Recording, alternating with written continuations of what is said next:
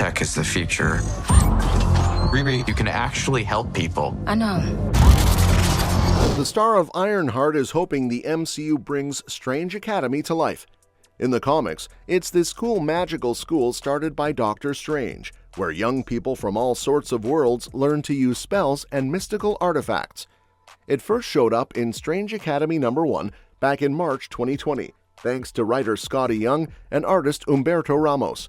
If Marvel ever adapts it, it could be a wild ride, with regular teachers like Wong and Dr. Voodoo, plus some unexpected ones like Man-Thing and Magic.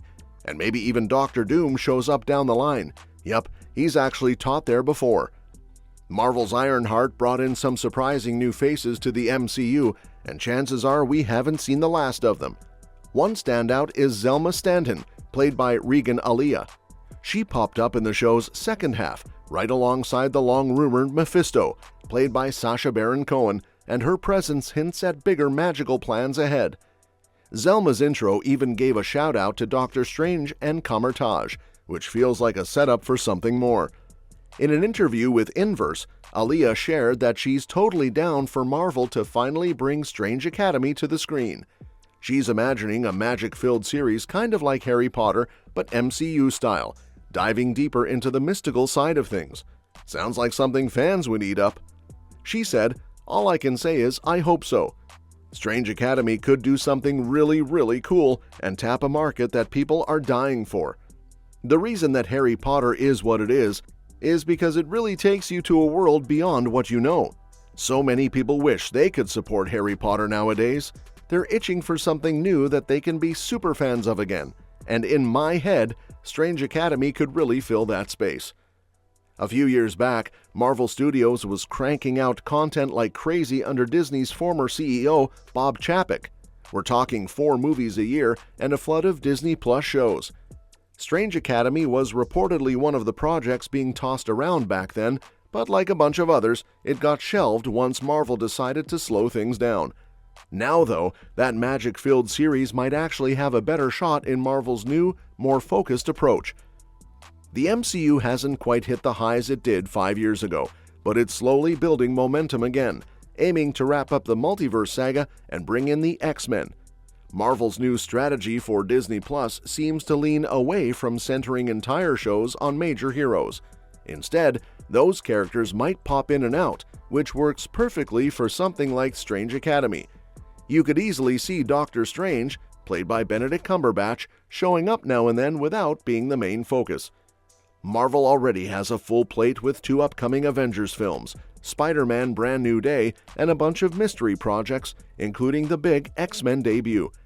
Confirmed shows like Daredevil Born Again and Vision Quest are on the way, but there's still some room in the Disney Plus lineup.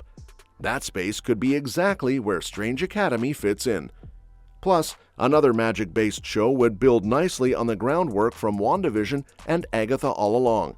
It could even open the door for darker, mystical projects like Midnight Suns or Doctor Strange 3, and give Mephisto more time to stir up trouble before Marvel wraps up whatever big finale they've got planned for him.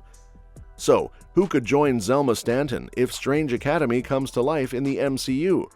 One standout from the comics is Guslog, aka Gus. He's not your average student, he's a full-on frost giant, and even became king after the War of the Realms storyline. Even though Gus doesn't have typical magical powers, he's still a powerhouse. We're talking serious strength, speed, and agility. Basically, he's built like a tank.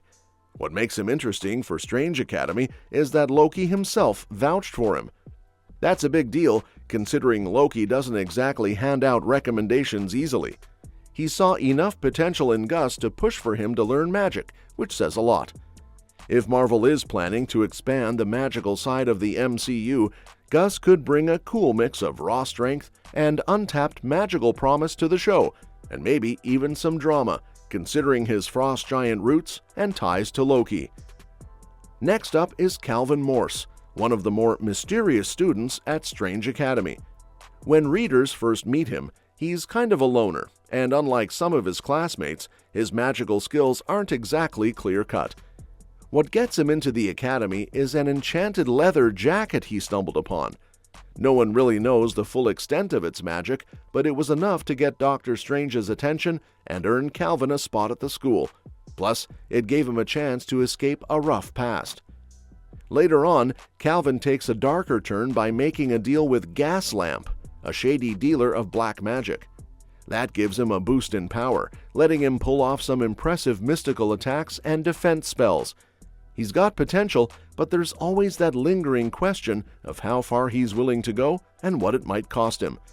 If Strange Academy makes it to Disney+, Calvin could easily be the wild card of the group, the guy who's walking the line between light and dark magic.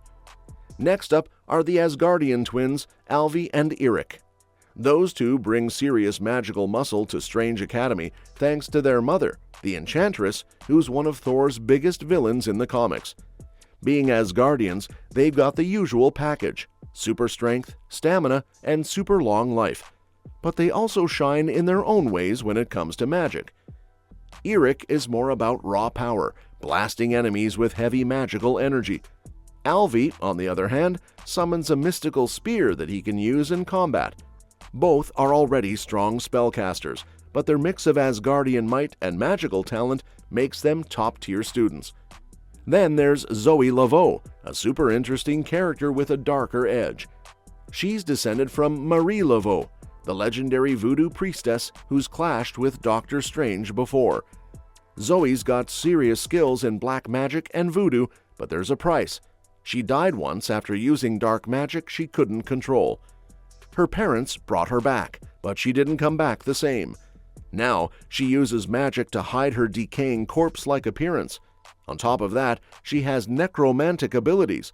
She can raise the dead and even sense when others are close to dying. That makes her one of the creepiest and most powerful students at the Academy. Next is Toth, who's literally made of crystal. His entire body is covered in and formed from magical crystals, which he can control and break apart at will. Even if he's shattered, whether by magic or brute force, he can pull himself back together, like nothing happened. He inherited his powers from his mother, Queen Blythier of Weird World, and Man-Thing, who's deeply connected to the nexus of all realities. That combo makes Toth one of the more uniquely built and resilient students at the Academy. Then there's Germán Aguilar, who taps into animal-based magic. He can summon glowing, greenish mystical creatures, snakes, tigers, birds, you name it. These constructs aren't just flashy, they bring their own natural skills to the fight. His magic comes from entering what's called the Animage state, letting him draw power from the animal world and even communicate with them. His visual style would look amazing in live action, kind of like a magical twist on a Green Lantern vibe. Well, that's it for today. Who's your favorite student? Drop your pick in the comments.